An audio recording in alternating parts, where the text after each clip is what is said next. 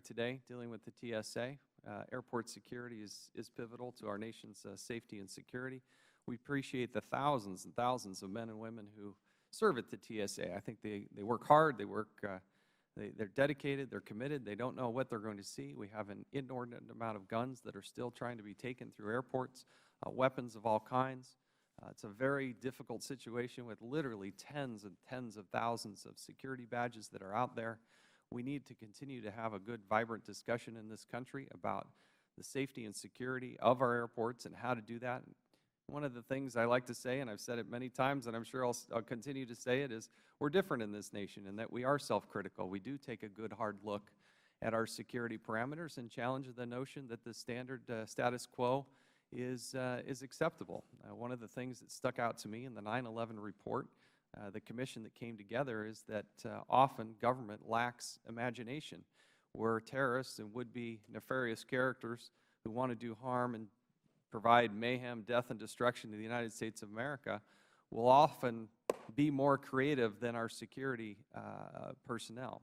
And so to have this type of discussion, it's good that we hear a variety of perspectives. We've had some good work from the Inspector General.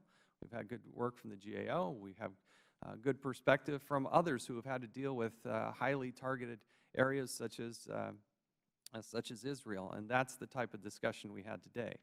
But it does require that we have a very good communication between the Congress and Homeland Security, specifically the TSA. We've had an exceptionally difficult time getting information from the TSA on some very basic matters. One of the things, for instance, that we asked for, this is a blank, ladies and gentlemen, this is a blank form, not filled out, a blank form that people are to use as they do assess security. We asked to see a copy of it. We were allowed to see it in camera, but members here were not allowed to see that. And so we asked for a copy of it. This is what they give us, 100% redacted. This is a blank form that they will not even allow Congress to see. Now, if that's the type of cooperation we're going to get from the TSA, we're going to have some very difficult times. Now, we had it invited Mr. Carraway, who's the acting administrator, to come before the committee. At first, we heard a variety of excuses. We needed more than 2 weeks. Then we had a big dust-up because for weeks we had planned to do this. In fact, more than a month we had planned to do this, felt that he, as the acting administrator, would be pivotal to this discussion.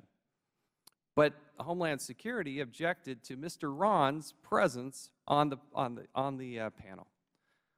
They felt that it was demeaning to actually have the acting administrator sit on the same panel as a non-government witness. That's absurd. That's offensive. It's a waste of the committee's time. It's a waste of Congress's time. We don't need 2 panels to have this discussion. We want to have 1 panel. Now, we had decided in a very bipartisan, mutual way that cabinet-level secretaries, if they come to testify before the committee, will be the sole person to testify. If you're below a cabinet-level secretary, we're not going to separate you out into your own panel. But the TSA, different than others that we've had, I would remind you that we've had a variety of other people come before this committee who sit side by side with regular people from the outside, from the private sector. And so, unfortunately, the TSA has refused, and Mr. Carraway has refused the committee's invitation to appear before Congress. We've been working on this since the first part of April. They've had plenty of notice. And up until late yesterday, he was going to be here if it was a separate panel.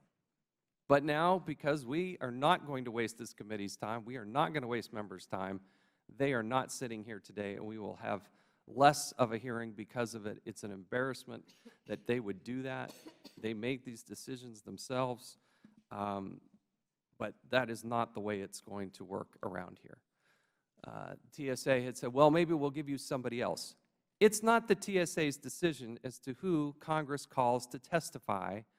That is not their decision. It is the decision of Congress to understand and be informed by those that they invite before Congress. But that's where we find ourselves today. So with that, I'm going to now yield to, I took a little extra time there with that explanation, but now I'd like to recognize the chairman of the subcommittee on transportation, Mr. Micah of Florida.